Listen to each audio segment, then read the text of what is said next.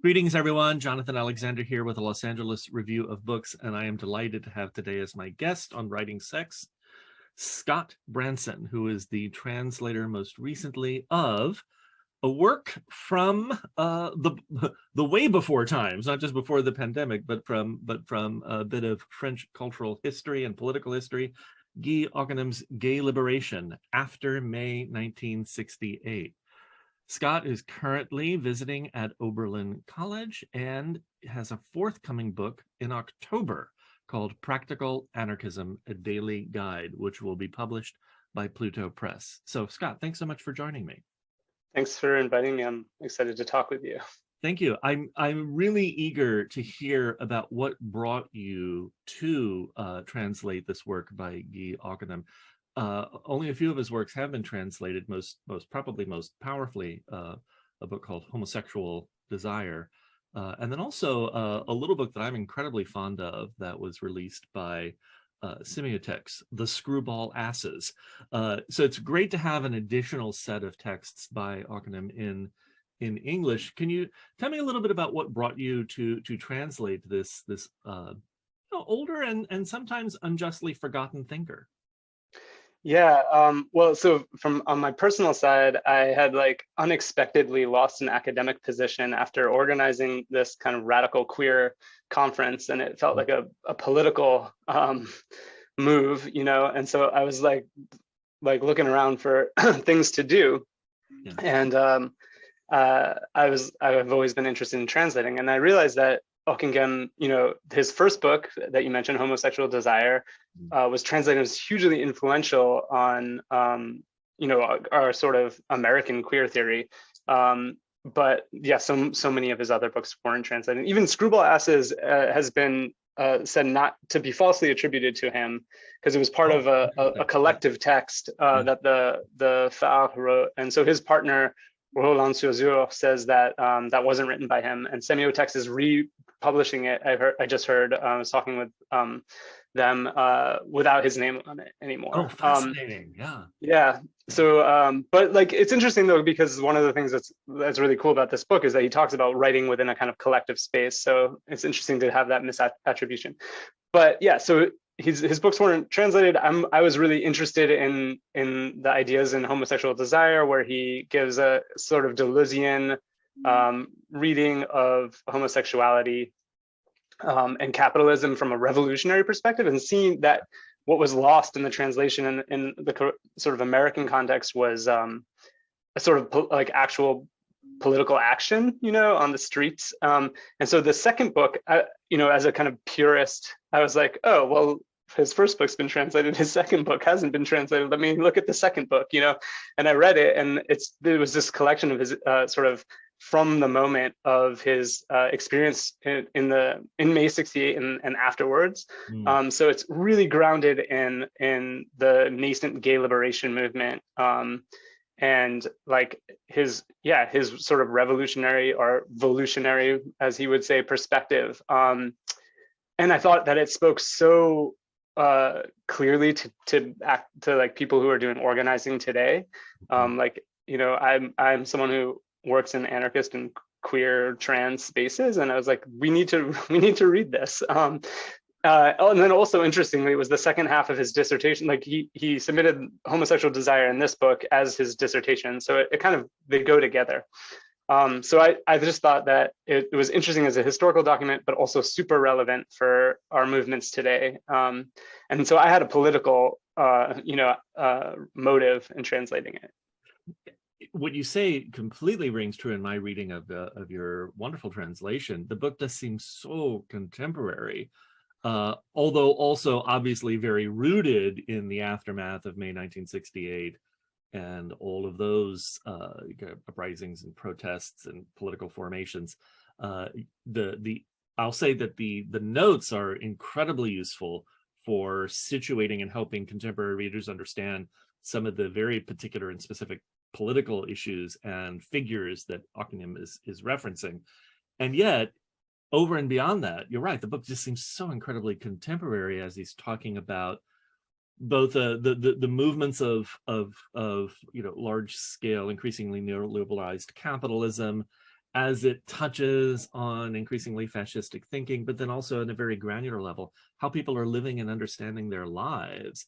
And it's that commitment to making the revolution or the volution something that in some ways has to begin with the transformation of the individual and of the individual's self and of the individual's desires. So important. Can you speak a little bit about that?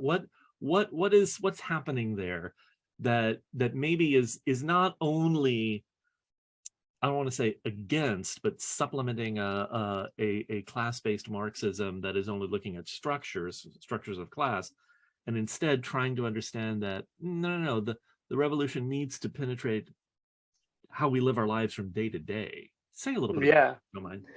Yeah, I mean, so I think for Ockingham, some of that comes out of his on the ground experience, you know. So he had the common experience for many gay men of finding that the Marxist parties were not welcoming of homosexuality, thinking of it as a bourgeois vice, or secondarizing it, right, and saying like, you know, some kind of equality or rights for gay people would come after the revolution, and also for other reasons, because Marxist parties tend to be authoritarian in all these kinds of ways. He became completely dissatisfied with it, and also how they missed the revolutionary moment of May '68.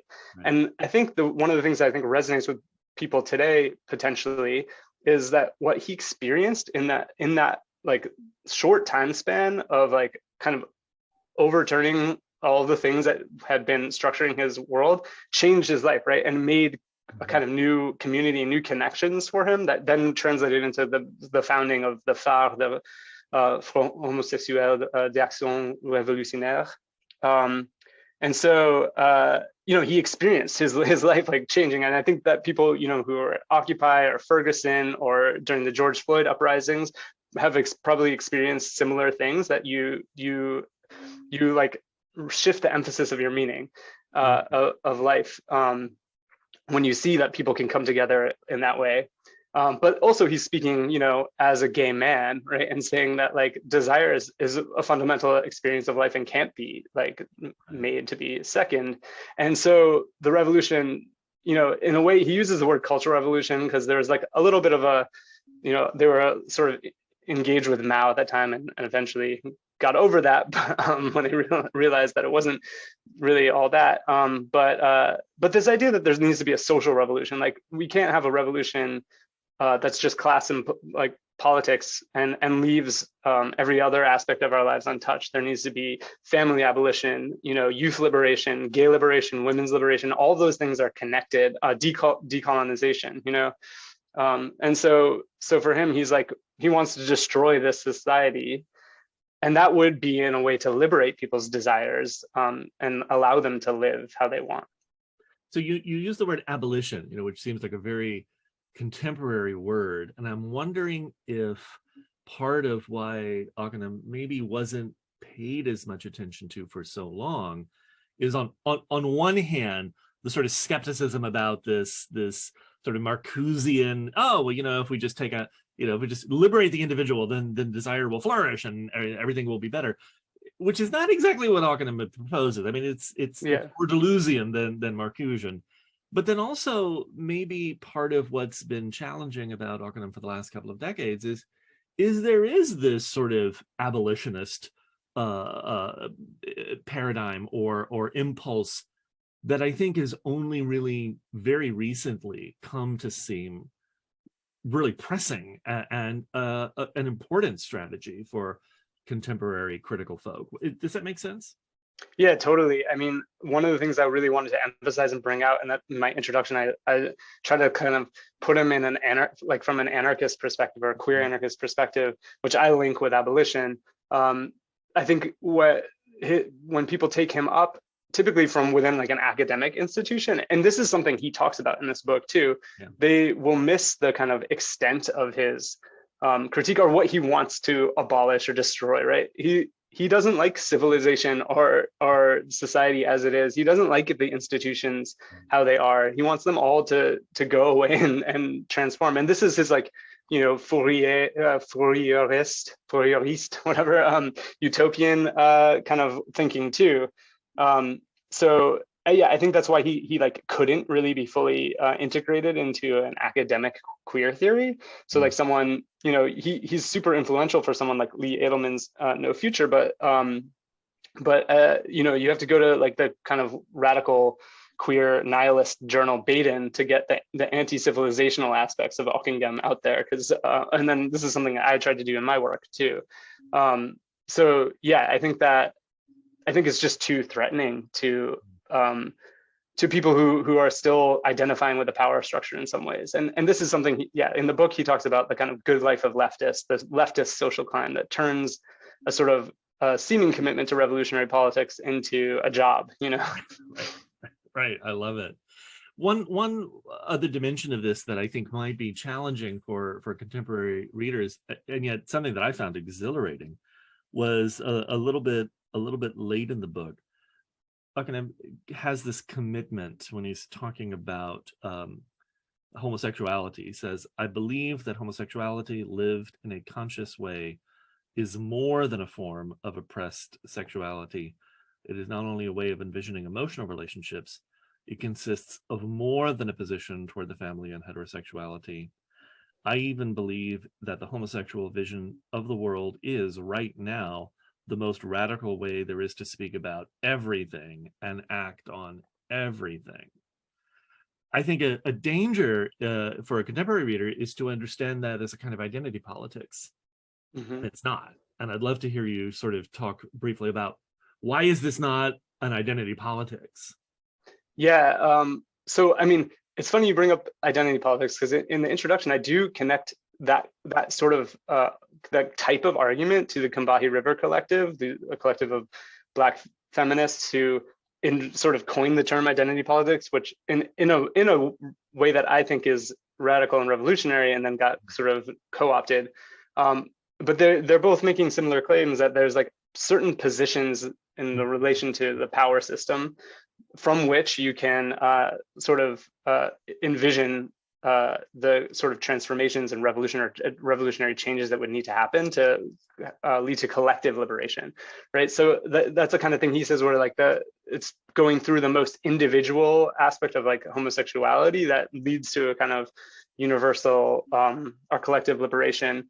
But I think he being a gay man, and Combahee River Collective are talking about being Black women, but he's coming from the position of being a gay man, and he sees that like capitalism and the state rely on a sublimation of homosexuality. This is what homosexual desire really talks about, to keep a power structure in place, right? To keep hierarchy, to enshrine hierarchy. And so for him, the lived experience of like cruising and like the actual like instances of like sex, like he said the FARC meetings were really just the best cruising spot in Paris, like that for him was part of envisioning another world. It's not simply like that kind of, like you were saying, Marcusian, like just like liberate the drives and everything will be better.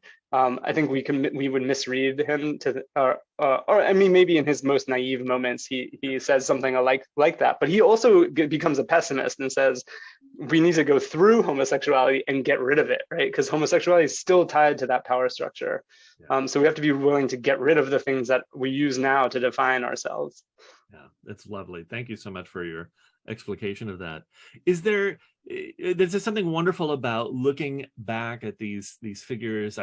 This is more than a recovery project, though. I mean, this really is filling in the gaps in a long-term history of critical theory, but then also providing a sense of a real pressing sense of the political power of critical thought, which is sometimes something I think that critical theory misses in some of its contemporary academic instantiations. That this is not just a set of epistemologies or critical epistemologies. It's a way of doing things in the world and envisioning the world. Are there other thinkers, contemporary or from history, that you would offer up as inspirational or exemplary, or that are just sort of provoking you, that you might recommend? Yeah, I mean, where my work has been lately is like in like some sort of older feminist stuff. When you were talking to me about this in terms of like sexualities, there's this essay called "Undoing Sex," published by someone who goes by the name CE. It's in Lies, which was a feminist journal that put out 2 issues a few years ago, and that is it's called On Sex Pessimism, I think, or Sexual Pessimism. That essay is like really kind of, it's something I think about a lot, because it tries to say that, you know, going back to what I was talking about with your last question, that like we can't actually, like liberation can't come through sexuality because of the structure of like patriarchy and homophobia and transphobia, etc. So like that is that one's a very provocative essay, because it doesn't lead you to like that kind of sexual optimism that we kind of want to have. Yeah. That's something I sit with a lot. And then well, I don't know, do you want more? Or is sure, yeah, if you've got another, let me have it. I'm trying to think of like some of the more recent things that I've read that I really liked. Let me think.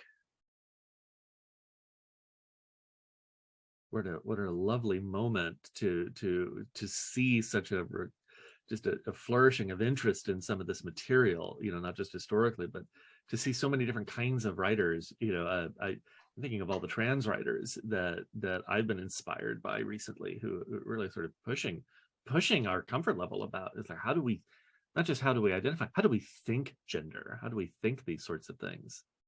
So. Yeah, I mean, this is sort of where I'm, my next sort of steps in working are, I'm trying to translate some more Ockingem, but I'm trying to write also a book about sort of tranarchist feminism, yeah, engaging with the current modes of like transgender Marxism, but to sort of make an anarchist case for it.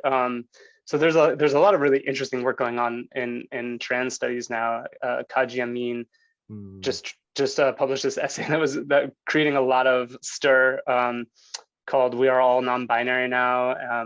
Yeah, I think we're in a really important political moment too, given the attacks and the anti-trans stuff that's going on, to learn from the failures of gay liberation, and Ockingem really teaches us about that. So that's sort of what my next sort of project is in relation to Ockingem. That didn't answer your question about more books. No, but you did, you know, so that's great. This is lovely. Thank you so much. I've been talking with Scott Branson, who is the translator of Gay Liberation After May 68 by Guy Ockingem, released just recently by Duke University Press. Scott, thanks so much for visiting with me. Hey, thanks for talking with me. I loved it.